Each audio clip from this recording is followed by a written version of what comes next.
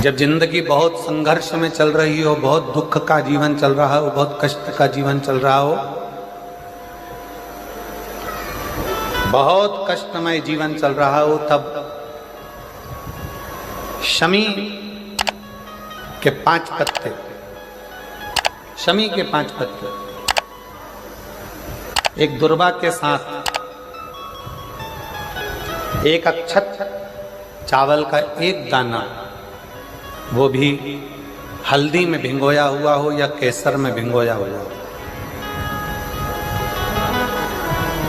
शमी पत्र 5, एक दुर्वा, एक चावल का दाना, जो दिल से हृदय से बेलपत्री के वृक्ष के नीचे पार्थिव लिंग का निर्माण कर कर मट्टी का शिवलिंग बनाकर प्रदोष काल में, मतलब शाम के समय पर शिवलिंग बनाकर उस पे जल चढ़ाकर, जो ये 5 शमी का पत्र, एक दुर्वा और एक चावल का दाना, अपनी कामना कर कर, जो दुख चल रहा है बाबा से विनय कर कर एक एक पत्ता जब समर्पित कर दे, फिर एक दुर्वा समर्पित कर दे, फिर एक चावल का दाना समर्पित कर दे और बाबा का वहीं पर पुनः विसर्जन कर दे, 3 महीना तो जाने दो, 15 दिन के अंदर वो दुख कटता जरूर है, चाहे कोई भी दुख, किसी भी तरह का दुख क्यों न। एक बेलपत्र के वृक्ष की परिक्रमा करने वाले को हजारों अश्वमेध यज्ञ का फल प्राप्त हो जाता है, हजारों अश्वमेध यज्ञ का फल प्राप्त हो जाता है। उसी तरह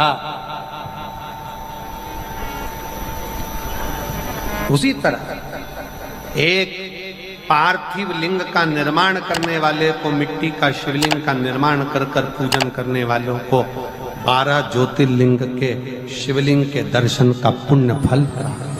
बहुत ध्यान लगाकर सुनिएगा। एक बेलपत्री और उस बेलपत्री में एक चंदन की बिंदी और एक अक्षत का दाना मात्र रखकर भी अगर शिवालय पर चढ़ा दी जाती है,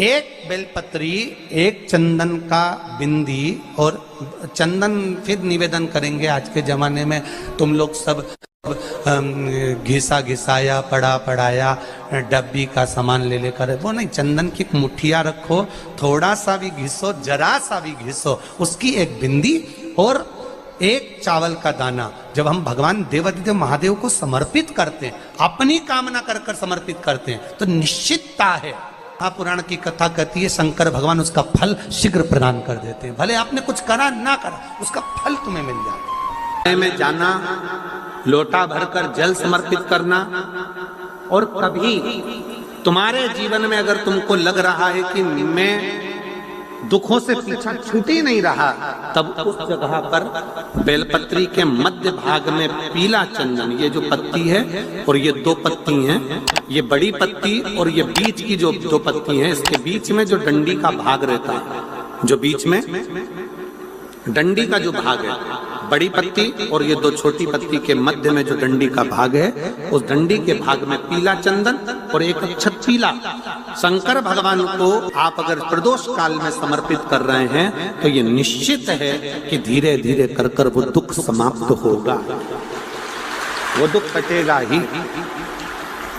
अंतर्गत वर्णन किया गया शंकर भगवान की आराधना में, शिव की आराधना में, जब तुम्हें लगता है कि तुम्हारा व्यापार नहीं चल रहा, कोई तुम्हें धोखा दे रहा है, लक्ष्मी नहीं आ रही, बहुत चिंता में पड़े हुए हो, बहुत टेंशन में जिंदगी चल रही है, बहुत बीमारियां तुमको घेर ली है और चारों तरफ अंधेरा ही अंधेरा नजर आ रहा है, तुमने विचार करा अब मैं तो मर जाऊं तो अच्छा, मैं सुसाइड कर लूं तो अच्छा, मैं मर जाऊं तो अच्छा, तो मरने से पहले एक काम कर कर देखना, शंकर भगवान की आराधना कर कर देखना, शिव पर एक लोटा जल चढ़ा कर देखना, और ज्यादा चिंता, ज्यादा टेंशन हो तो बेलपत्री के जड़ को घिसकर उसका चंदन बनाकर शंकर को लेपन कर कर उसकी भी आराधना कर कर देखना कि बेल चंदन का फल क्या। बेलपत्र, एक बेल, ये कोई साधारण नहीं, एक बेलपत्र एक बेल, ये कोई साधारण नहीं, एक बेल। इसकी नीचे की डंडी से लेकर ये दो पत्तियां जहां लगी हैं और दो पत्ती से लेकर ये बीच की जो पत्ती है उसमें जो गैप है, उसमें जो जगह है, दिख रही है आपको? ये दो पत्ती से लेकर बीच की पत्ती के बीच में जो जगह खाली रहती है, 33 कोटि देवी देवताओं विराजमान रहते हैं इस बीच की जगह में। जब शिव जी को चढ़ाया जाता है तब इस पत्ती के बीच की जगह शंकर के शिवलिंग पर रखा जाता है, तो शिव जी इतने प्रसन्न होते हैं कि मेरी स्तुति करने के लिए ये भक्त 33 कोटि देवताओं को लेकर आया है, मेरी स्तुति करने के लिए। लोग चावल लाए, लोग अंबारियां लाए, धन लाए, दौलत लाए, संपदा लाए, पर एक शंकर का भक्त ऐसा होता है जो एक बेलपत्री के रूप में 33 कोटि देवताओं को, 64 योगिनियों को, आदि शक्तियों को शंकर को समर्पित करता है। कितना सुंदर संवाद है, कितना सुंदर बात कही कि भूल से भी किसी तीर्थ में नहीं गए, कहीं हमने गौदान नहीं करा, कहीं हम किसी तीर्थ में नहीं गए, हमने कहीं गौदान नहीं करा, हमने कहीं ब्राह्मण भोजन नहीं कराया, हम कहीं गंगा यमुना कावेरी सरस्वती नर्मदा छिपरा पुण्यवान नदी में हम स्नान नहीं कर पाए। शिव महापुराण की कथा कहती है भूलवश भी अगर पिपलेश्वर या बटकेश्वर किसी शिवालय पर भूल से भी अगर एक लोटा जल चढ़ जाता है तो देव अधिदेव महादेव सारे तीर्थों का फल अपने आप प्रदान कर देते हैं। भूल से भी चढ़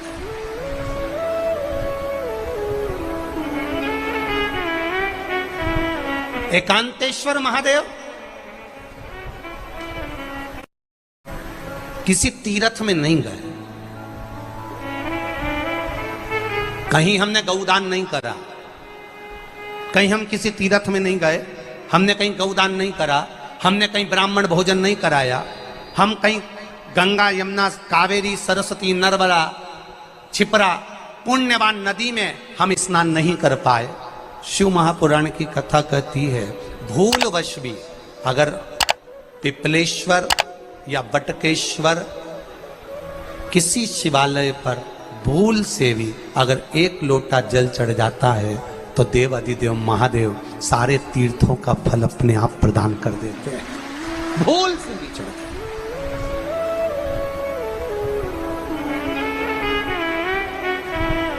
एकांतेश्वर महादेव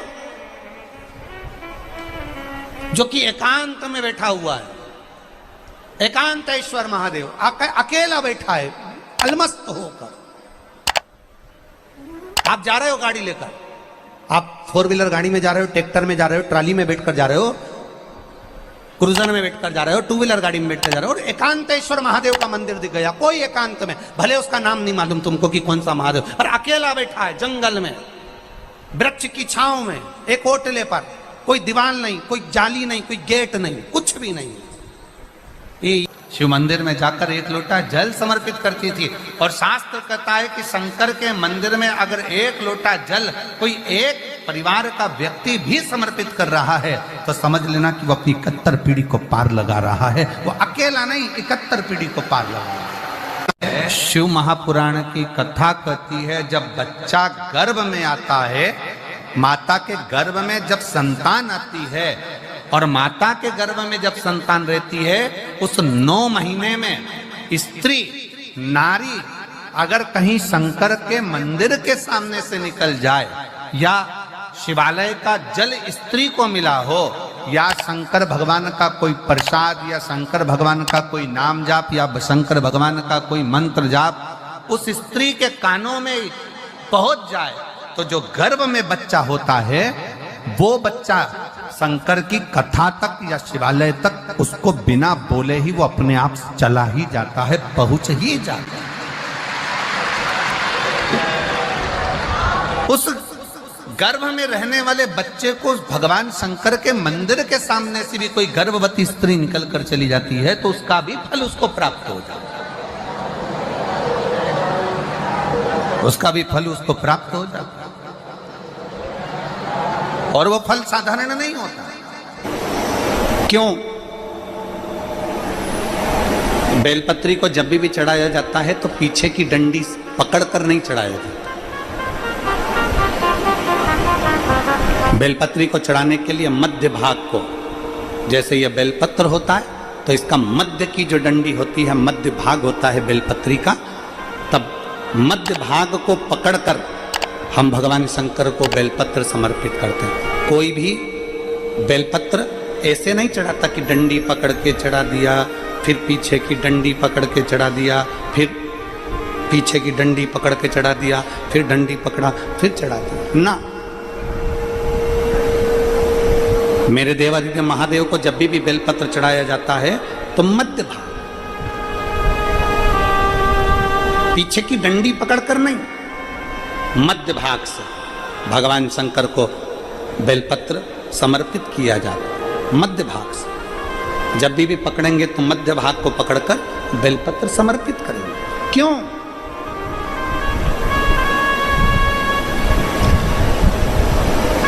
क्योंकि हमने भगवान शिव को मध्य भाग पकड़कर इसलिए समर्पित करा कि ये केवल बेलपत्र का मध्य भाग नहीं है मेरे शंभू, मेरे हृदय के मध्य भाग को मैं आपके चरणों में समर्पित कर रही हूं। मेरा दिल, मेरा हृदय, मेरा चित्त मैं आपको दे रही हूं। मध्य भाग एक विश्वास के साथ दे रही हूं। इतनी सुंदर बात नंदी ने कही है। नंदी ने ये बात जो कही वो वास्तव में बड़ी सुंदर है कि मान लो यदि कोई कार्य तुम्हारा हो नहीं रहा और पूरी दुनिया में तुमने कर देख लिया, बहुत प्रयास कर देख लिया, तो भी वो कार्य अगर तुम्हारा नहीं होता, तो फिर एक काम करो कि शिव की स्तुति करो, शंकर की स्तुति, शंकर का गुणगान, शंकर की भक्ति, शंकर का स्मरण।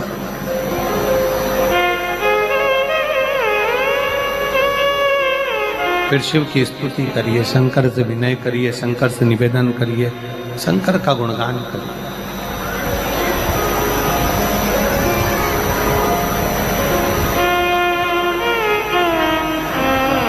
पर भगवान की भक्ति होती कब? जितने आस्था चैनल पर कथा सुन रहे हैं, जितने फेसबुक यूट्यूब पर कथा सुन रहे हैं, जितने पंडाल में बैठकर शिव भक्त कथा को रसपान कर रहे हैं, उनसे निवेदन करूंगा कि शंकर की भक्ति होती कब है, शंकर का स्मरण कब होता है, शंकर की भक्ति कब होती है, शंकर की कथा सुनने में मन कब लग सकता है? जब अपने भीतर की अभिमत्ता, अपने भीतर का अहम, अपने भीतर का अहंकार, अपने भीतर की आसक्ति, अपने भीतर का काम, अपने भीतर की तृष्णा जब दूर हो जाए तो समझो कि आप शिव में मन लगा बैठे। कितने सारे लोग बैठे हैं यहाँ पर कथा में, सब पंडालों के अंदर लोग शिव भक्त बैठे हुए हैं। कई लोग ऐसे भी होंगे जिनका आकर बैठ तो गए पर दिल नहीं लगता। दो जल व्यक्ति के जीवन को बदलते। कितने जल? जम के बोलो जरा। दो जल। एक देवादिदेव महादेव के लिए भरा गया एक लोटा जल, और दूसरा है स्वयं के लिए भरा गया एक लोटा जल। यहाँ पर अगर बुजुर्ग मेरी माताएं बैठी होंगी, मेरी जीजियाँ बैठी हैं, मेरे जीजा बैठे हैं, बुजुर्ग जितनी माताएं बैठी हैं, वो पुराने समय का अगर लेख उठाकर देखेंगे तो पुराने समय के लोग भोजन करने बैठते थे ना, तो भोजन करने से पहले अपने पानी के लोटे को भरकर, अपना गिलास भरकर बैठते थे। किसी ने देखा है कि नहीं देखा? जम के बोलो जरा, देखा है आप लोगों ने? पुराने समय के लोग जब भोजन करने बैठते थे, पुराने समय के लोग जब भोजन करने बैठते थे तो अपना पानी का गिलास, अपना पानी का लोटा पहले भरकर आसन लग जाता था। बहू आसन लगा देती थी, बहू खाना बना देती थी, घर की पत्नी खाना बना देती थी, भोजन बना देती थी, घर के लोग भोजन दे देते थे। थाली कोई भी लगा कर ला कर दे, थाली कोई सजा कर ला कर दे, पर घर का जो व्यक्ति खाना खाने बैठता था, भोजन करने बैठता था, वो अपना पानी स्वयं भर कर बैठता।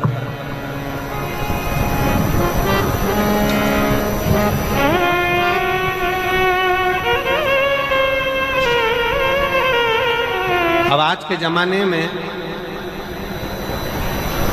दुनिया के लोग कहते हैं मैं दुकान चला रहा हूं, दुनिया के लोग कहते हैं मैं घर चला रहा हूं, दुनिया के लोग कहते हैं मैं ये कर रहा हूं। तुम अपना खुद का पानी भरकर तो बैठ नहीं रहे और कह रहे हो कि घर चला रहा हूं। स्वयं का एक गिलास पानी व्यक्ति नहीं भर पा रहा। कितना सुंदर कहा है महाराज जी। बहुत सावधानी से सुनिएगा। दो जगह का जल व्यक्ति के जीवन को बदल देता है। एक शिव के लिए भरा गया जल और दूसरा स्वयं के लिए भरा गया जल। स्वयं